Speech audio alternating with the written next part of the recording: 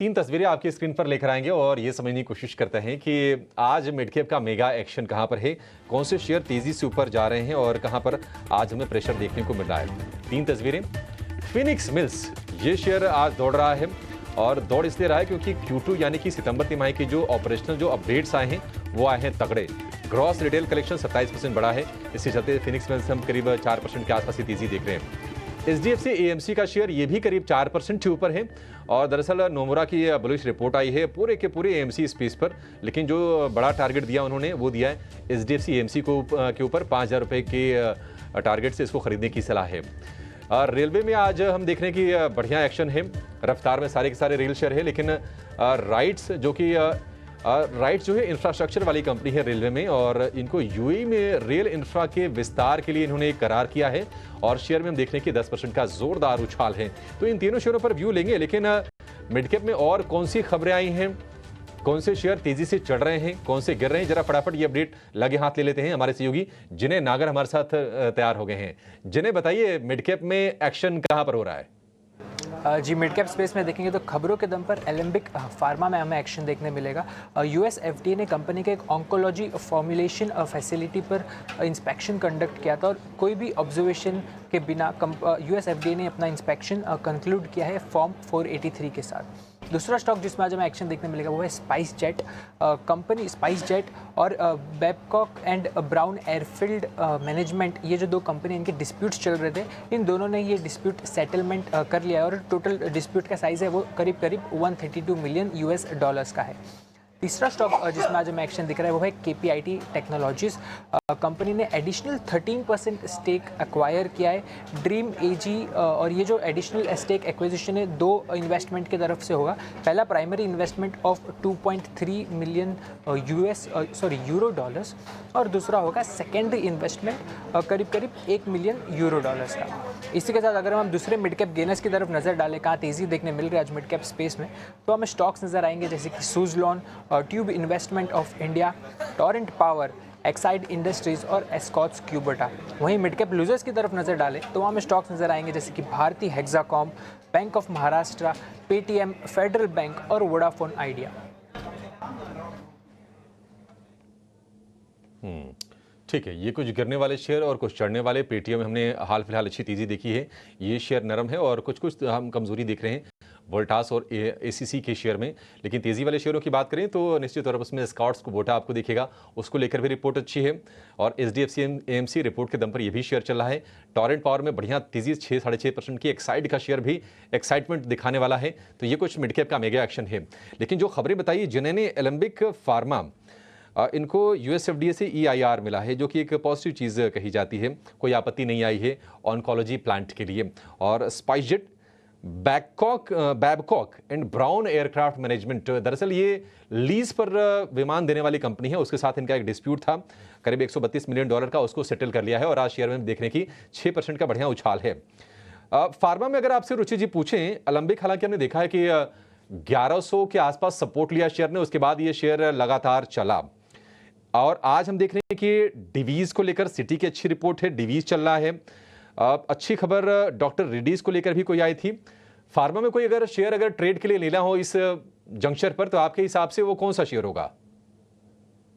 In fact Abhishek ji, कल आपके channel पे जब क्लोजिंग शो किया था तो क्लोजिंग शो में 3 फार्मा स्टॉक्स हमने सुझाए थे। एक तो डीवीज लैब हमने रेकमेंड किया था, ग्लेनमार्क रेकमेंड किया था और BTST पर्सपेक्टिव से लुपिन दिया था और आज सभी के सभी स्टॉक्स ऊपर है।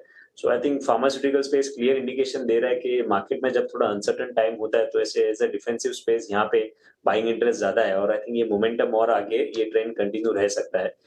वो 3 स्टॉक तो ऑलरेडी चल चुके हैं but Alkem lab I think अगर फ्रेश बाइंग के लिए अगर कोई फार्मा नेम देखना है तो अल्केम लेबोरेटरीज के चार्ट सेक्टर्स पॉजिटिव लग रहे हैं कि जहाँ पे एक अच्छा मूव हम एक्सपेक्ट कर सकते हैं।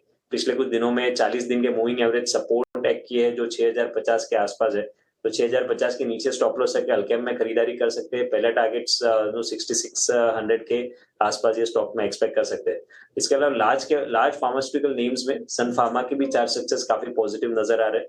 थोड़े ओवरबॉट सेटअप्स है जो कूल ऑफ हुए पिछले 4-5 ट्रेडिंग सेशन के कंसोलिडेशन से 1880 फिलहाल ट्रेडिंग के पर्सपेक्टिव से अच्छा सपोर्ट है, तो 1880 के नीचे स्टॉप लॉस रखे इवन सन फार्मा में नो फार्मा स्टॉक्स में फ्रेश बाइंग की जा सकती है। ठीक है, सन फार्मा में भी फ्रेश बाइंग की जा सकती है, आपके लिए कुछ मौके है फार्मा स्पेस से।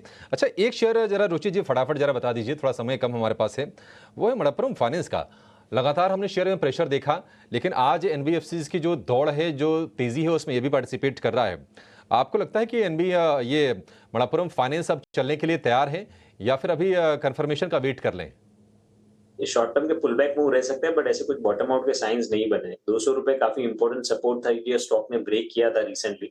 तो ये पुल बैक मूव में 200 रुपए जो प्रीवियस सपोर्ट था वो अब रेजिस्टेंस बन जाएगा। सो मेरे हिसाब से तो जस्ट एक पुल बैक मूव है। ऐसे कोई सेटअप्स नहीं नजर आ रहे कोई बड़ी तेजी के स्टॉक में रहेंगे। हो सकता है 197 200 की रेंज तक आ जाए, बट वहां पे वापस से रेजिस्टेंस स्टॉक को देयर फेस होगा। के पास रुचि जी स्पाइसजेट हम देख रहे हैं कि लगातार सुधार वाली प्रक्रिया में है, फंडिंग के लेकर कोशिशें हो रही हैं, जो एयरक्राफ्ट्स उनके ग्राउंडेड हैं। कल एक खबर भी आई थी कि स्पाइसजेट ने मतलब अपने फ्लीट में नवंबर तक 10 एयरक्राफ्ट जोड़ने का लक्ष्य रखा है, 7 वो लीज पर लेंगे, 3 उनके ग्राउंडेड उसको शामिल कर लेंगे। आज ये खबर आई कि लेसर्स के साथ उन्होंने अपना $137 मिलियन का कोई विवाद था, उसको सुलझा लिया है। स्पाइसजेट आपको लगता है कि ये चलेगा? हालांकि थोड़ा सा ना इस पर व्यू बटे हुए होते हैं, मतलब कन्विक्शन नहीं आ पा रहा है, और कन्विक्शन ना आ पाने की वजह ये भी है कि जब एक दूसरा प्लेयर खड़ा हो सामने, इंटरग्लोब जैसा जिसके पास 60% डोमेस्टिक मार्केट शेयर हो, कोई स्पाइसजेट की तरफ क्यों देखे? बिल्कुल अभिषेक, इसीलिए आप देखेंगे तो पिछले कुछ महीनों में या पिछले कुछ 1-2 साल में अगर आप ये विद इन दिस सेक्टर दोनों स्टॉक्स को कंपेयर करेंगे तो इंडिगो ने काफी बेहतर रिटर्न्स दिए कंपेयर टू स्पाइसजेट। लेकिन आई थिंक खबरों के लिहाज से ये न्यूज फ्लोज है, इसके लिए थोड़ी पॉजिटिविटी नियर टर्म में स्टॉक में रह सकती है कि जहाँ पे 80 रुपए तक के अपमूव स्टॉक में एक्सपेक्ट किए जा सकते हैं। बट हिस्टोरिकली हमने देखा है जब भी 80-82 के आसपास आता है तो वहां से फिर से सेलिंग प्रेशर आ जाता है। तो अगर कोई बड़े ट्रेंडेड फेज स्टॉक में आने हैं तो वो 80-82 के रेजिस्टेंस क्रॉस होने के बाद ही रहेंगे। फिलहाल इसको एक पुल बैक मूव तरीके से देख सकते हैं क्योंकि न्यूज पॉजिटिव है और मे बी 80 के अराउंड के टारगेट्स आप ये स्टॉक में एक्सपेक्ट कर सकते हैं।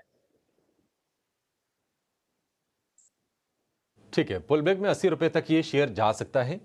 80 रुपए यानी कि यहाँ से करीब करीब 20% की आप तेजी स्पाइसजेट के शेयर में देख सकते हैं मौजूदा लेवल से।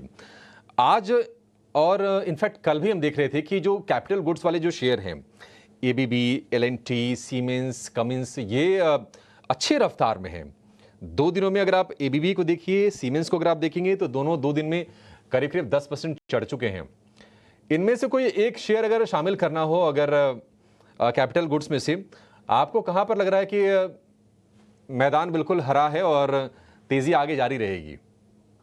फिर कंपेयर करें सेक्टर के सभी स्टॉक्स को तो सबसे ज्यादा स्ट्रेंथ तो सीमेंट्स में ही नजर आ रही है कि जहां पे 100 दिन का मूविंग एवरेज सपोर्ट के आसपास कंसोलिडेट हुआ, ऊपर से ब्रेकआउट हुआ। कल के सेशन में ही वो ब्रेकआउट आ गया था और आज एक फॉलोअप मूव भी है। तो 7900 7920 जो पिछला हाई था जुलाई महीने में, वो ये इमीडिएटली टेस्ट कर सकता है। तो अगर सेक्टर में से कोई एक स्टॉक चूज करना है तो आउट परफॉर्मेंस के बेसिस पे सीमेंट्स को ही चूज करना चाहिए।